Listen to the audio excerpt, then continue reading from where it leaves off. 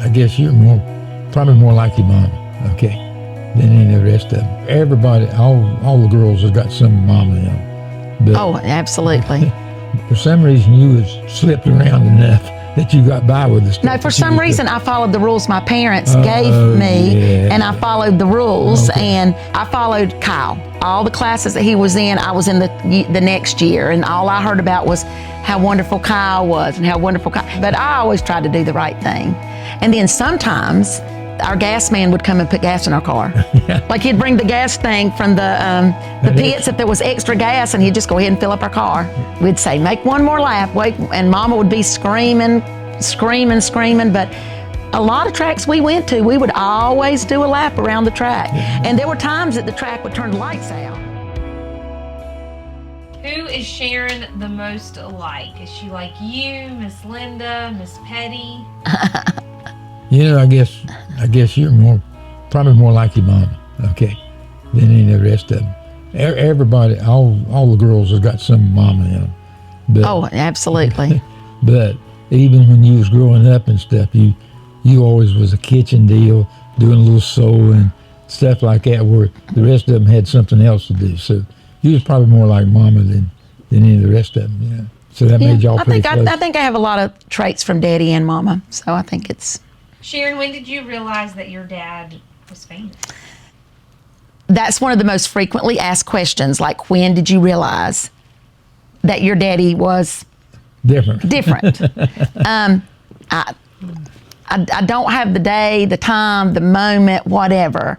I just remembered growing up that, you know, people would come around all the time at the track or the house, the shop, whatever. And you know, I just remember being in, you know, just sometimes saying, why, he's just our dad, you know, and we would like to just be a normal family, whatever. But I don't know, I mean, you know, you have to remember that when I grew up, when Nicole and I grew up, media, technology, it was so different then.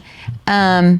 So like I didn't see it plastered in the paper. I didn't see it plastered on the TV or the internet. Yeah. I saw the real thing, the people. You know, coming and wanting and things like that. And I really don't have the exact time. I just remember I just grew up and friends would say things. Oh, we saw your daddy won. Oh, I saw y'all went there.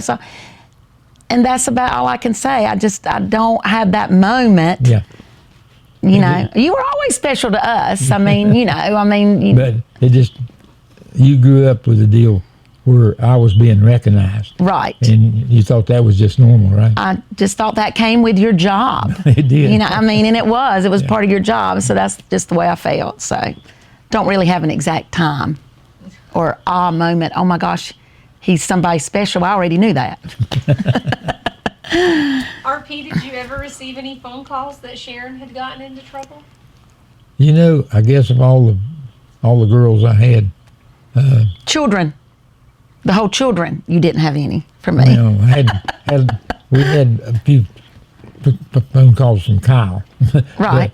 But, and Lisa, I got a couple from her, and a whole bunch of them from Rebecca. But I don't think for some reason you was slipped around enough that you got by with the stuff. No, for some reason I followed the rules my parents gave me, and I followed the rules. Okay. And two, you have to remember I followed Kyle. So like all the classes that he was in, I was in the next year, and all I heard about was how wonderful Kyle was and how wonderful Kyle. And I just kind of slipped through, you know. But I always tried to do the right thing. So most of the time you did. Right, all the time I did. RP, do you have a favorite go-to story about Sharon as a child? You know, right off the bat, I don't know of anything that stands out different, like growing up and all that stuff. I do know later on we got you a car.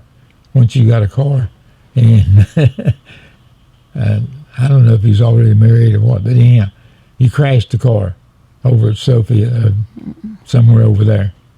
And so we went to check and see what was going on. And she said, no Petty has ever had as bad a wreck as I had. Well, and you ran off the road. What happened? no, the guy came over the line and hit me head on. Okay. And I was married. I had just gotten married. I had just gotten married like in October, and it was in the spring. And so at that time, again, nobody has phones, so I had to get to a house to call for the police to come and help me, and the ambulance to come help me. And so the guy helped me get out of the car that hit me, and I got to the car, and I called Petty Enterprises because I knew I was kind of halfway between home, and I was working at the museum at the time. Okay. I was still in college, and I was working a couple afternoons at the museum. So I was actually on my way home from the museum, and so I just called right back to Petty Enterprise because I knew you were there. Well, Kyle was there. So they both came, and Daddy and Kyle both came, and of course, at first they saw the car. The car was, demolished, head-on collision, down an embankment, and I think they were worried until they saw that I was really okay. I was beat up, I had the typical sores, black eyes, all that stuff, but then they were very sympathetic when they first got there, and then I started saying, well, I just hurt, this hurts, that hurts, and then Kyle and Daddy got a big kick out of it because then I did say that I feel like I've been in the worst wreck a Petty's been in. So anyway, he remembers that after all those years. That's a long time ago. Did you ever fall out of a car? Do what? I fell out of a car.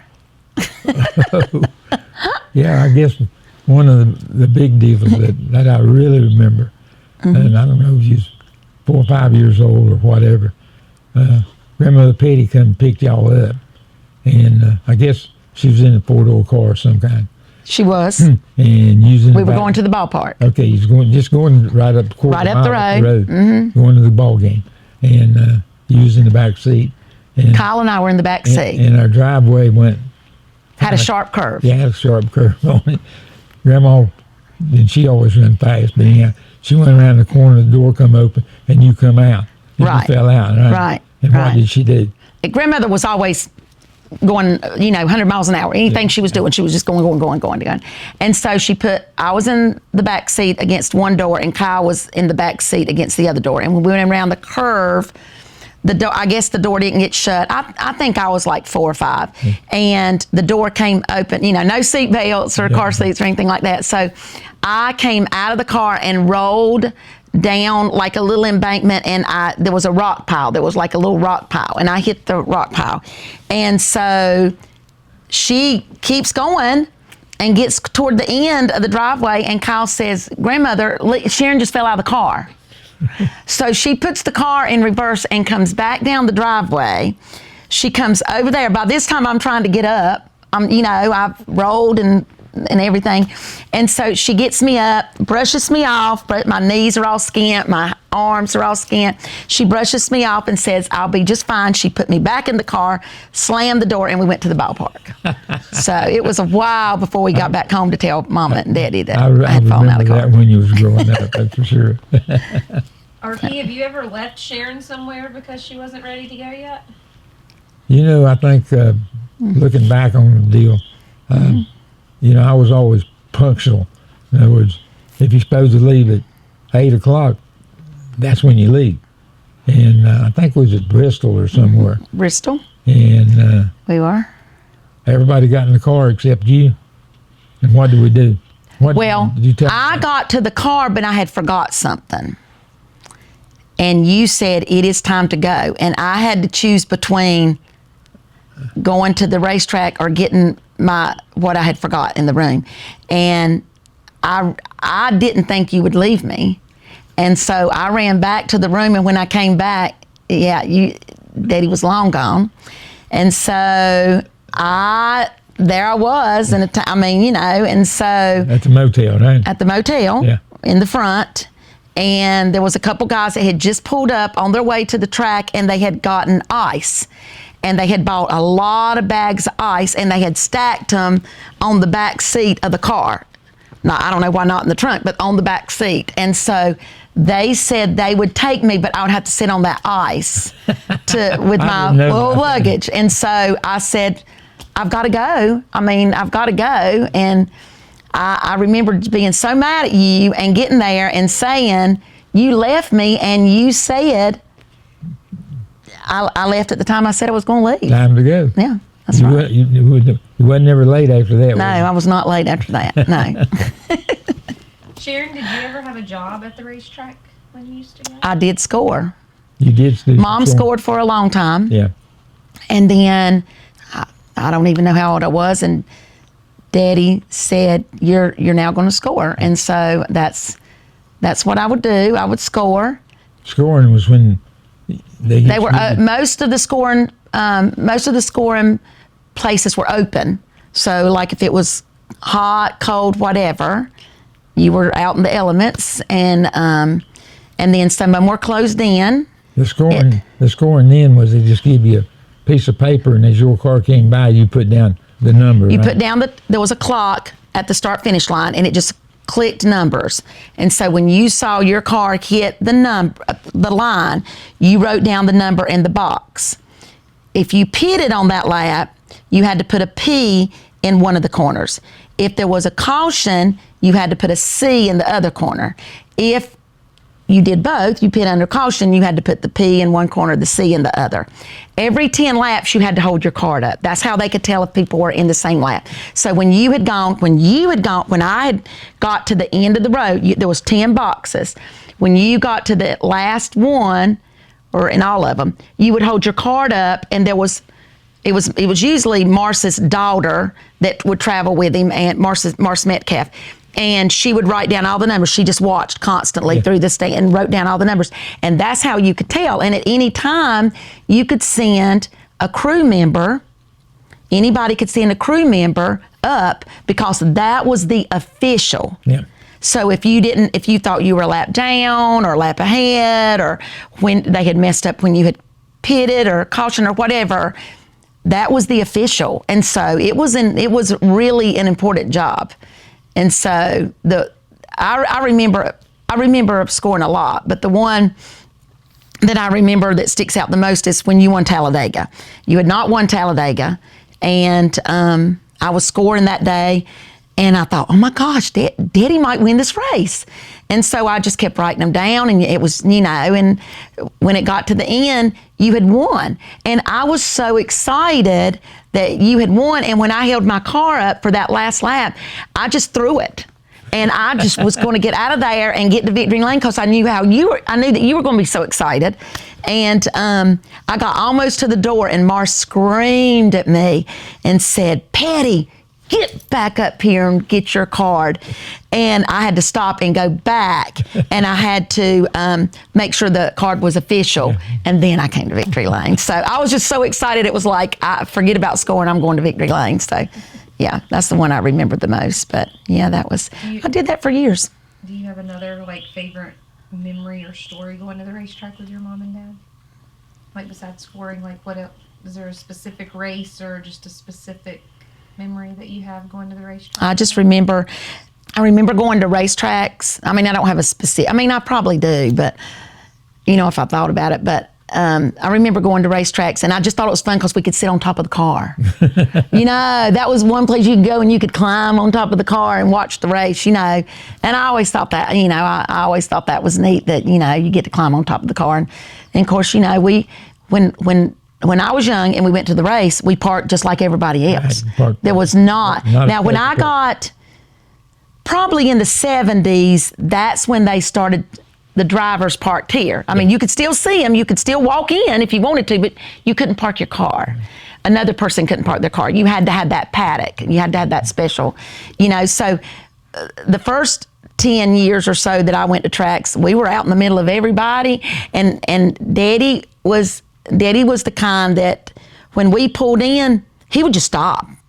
Like if people were saying, move over here, park over here, pull in here, Daddy would just stop and just get out and get in, and there we would be sitting in a place that we were like, are they going to come tow us? Are they going to, because that was the time we were all thrown in together. So there were a lot of times we were parked in crazy places, but, it was always interesting watching the fans from the other little cars around us. Did you help Mom when the crew came to fix? We did when we would stop, and then of course, like when the race started, we would close everything up and put it back in. It didn't sit out all day. And then at the end, when the race was over, we would pull it all back out because everybody would usually come back and eat before they'd go home.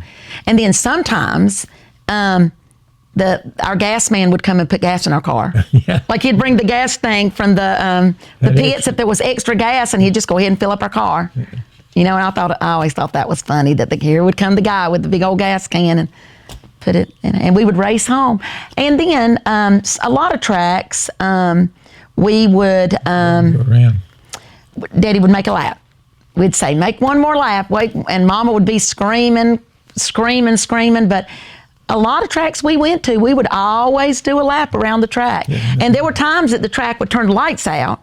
We would stay so late that we'd be the only car sitting there, and a lot of times the track, like if you go to a ball game or what, they turn the lights out when they think everybody's gone. So there were a lot of times we were sitting in dark infields. We were in them bank tracks. But Daddy, you always wanted me to get up. Daddy would go, and Mom would want him to stay down low, and then Daddy would try to go up high, and he'd be flying around there, and she'd be screaming, and we'd be just loving it.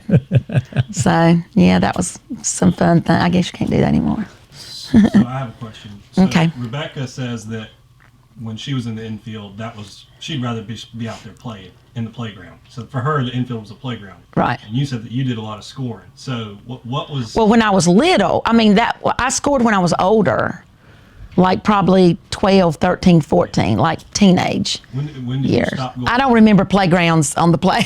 That was before my time too. They didn't have playgrounds on the at the racetracks. So no, they didn't have that. So you would just have to sit at a car, and Mom would bring us. We'd take coloring books. We'd take whatever. And I remember being there all day, but I just don't remember the race. I don't ever remember races being so long. I mean, I guess a lot of these short tracks and stuff, I guess they just went by so quick. I mean, I don't remember. I mean, I know we were there all day, but I never remember saying, when's this going to be over? I guess we just stayed busy. We just, had things to do. We'd walk around. Sometimes Mama would give us money and let us go to the concession stand. Oh, that was great. Yes, and get, some fries or like a drink with ice in it or something like Snow cone that. or something, right? Yeah. Sometimes we got to do something like that. So, yeah, but we never went in the pits. Women and children were not allowed in the pits. Right. So we were totally in the infield. You couldn't go in the pits if you wanted to. And then, sometimes we would go up and we'd try to find your pit, and we'd go up and stand at the gate, the thing, and all the guys would wave to us, but, you couldn't go in. So you just. So you spectator. We were spectator, just like everybody else. We were treated no different than anybody else at the race, for sure. And then there were some tracks, and I know Kyle talked about this too, and I remember this. There were two things that we could do after some of the tracks, especially small tracks around here. We could go play with the scoreboard and change the numbers, and that was always fun, because we would have, we'd run up there and put 43 at all the positions and all that, and then, the Allisons would go up and change their numbers, and, it was just fun. And then sometimes, and I remember doing this at, I think North Wilkesboro, we would walk across the track. Well, we would do two things. We could walk across the track and we would kick cans because people, would drink all day and they'd just throw their cans down. So we'd just kick them. We'd just walk and kick because, it was cement. It was cement where the people sat. And then the other thing is we would go through the pits and we'd pick up that chalk, that big chalk that you'd write on the boards. And we would write, go Petty on the pit road and stuff, just stuff until Daddy finally, would come back to the car. So, we just had to kill time. And it was like we'd been caged in seeing the infield all day. So then when the race was over, we could venture out and go do other things while we were waiting on him, entertaining ourselves. Let's see. Sharon, how was your mom growing up? I mean, it had to have been hard with 4 kids at home and your dad being gone. Like, do you have any stories? How was Mom? Okay, my mom, she was the toughest lady ever. Yeah, put up with y'all. I put up with us. Yeah. My mom, and really, once you get married, and you have a spouse, and once you have children, then you look back and you say, wow. You know, you don't realize when you are growing up in a home, you don't realize the sacrifices, the hard work, what your parents do for you.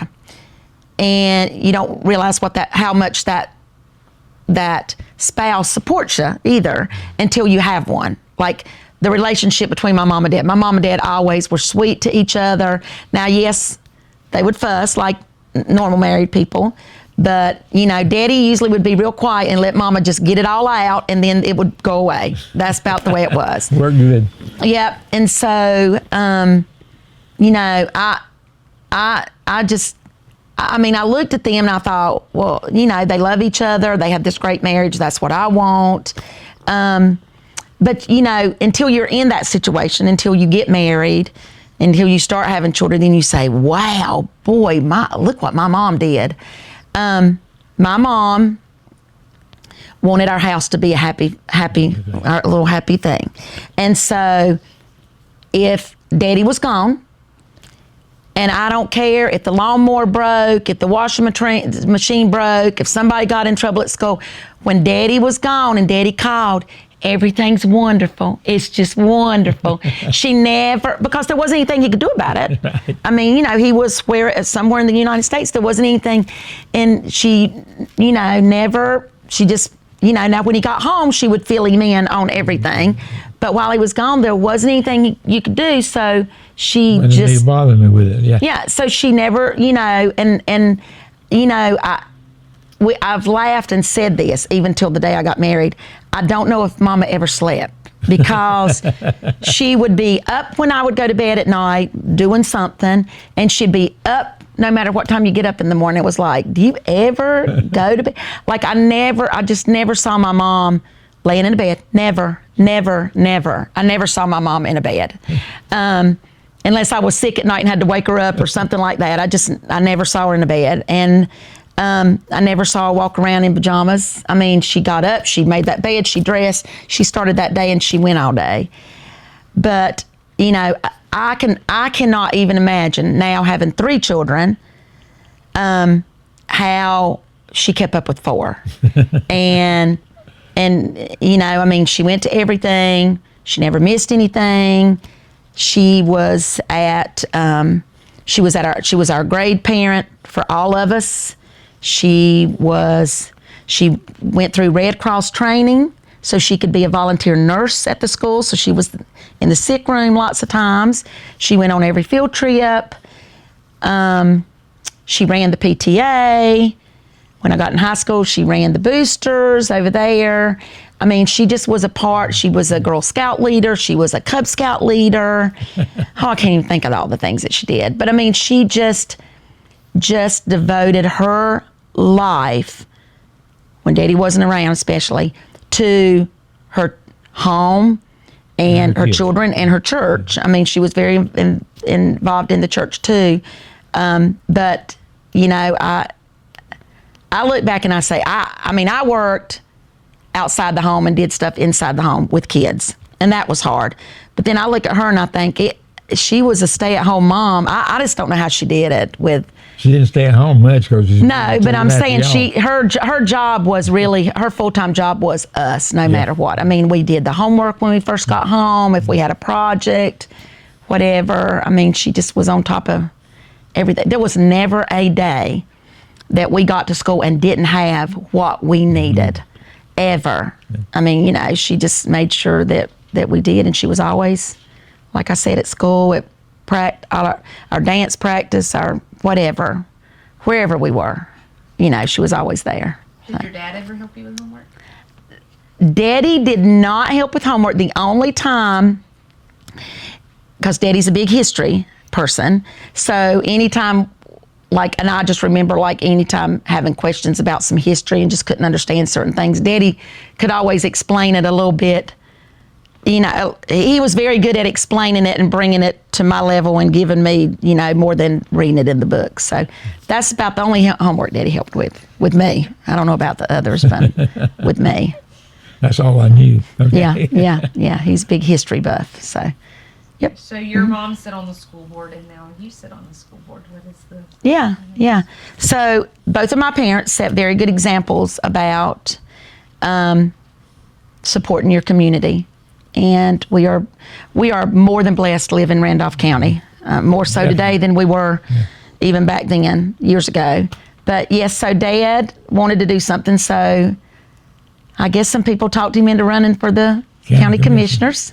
So he did, and he would meet once a month, and they were never on the same night. So, and then mom just always loved school because we were in school, and she was just so helpful, and she just, and Mom and Dad both went to Randolph County Public Schools too. So the ones we went to, but anyway, so she decided that she wanted to run and loved it.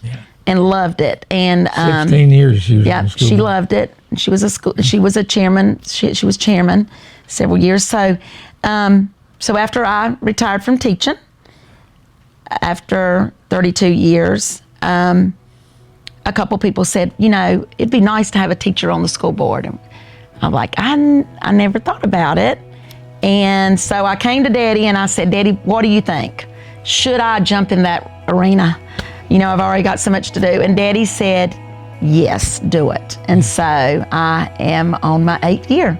So I will run. I am running for re-election this year. So make sure everybody gets out and votes for you, right? That's right. That's right. In Randolph County. Anyway, yeah. So I am proud to be there. And the funny thing is, like when I came on the board, there were still there was a lawyer and a few people that still worked in the county office that actually worked with her. Okay. And the judge that swore me in the first night that I went in, he swore my mom in. So that was kind of special too.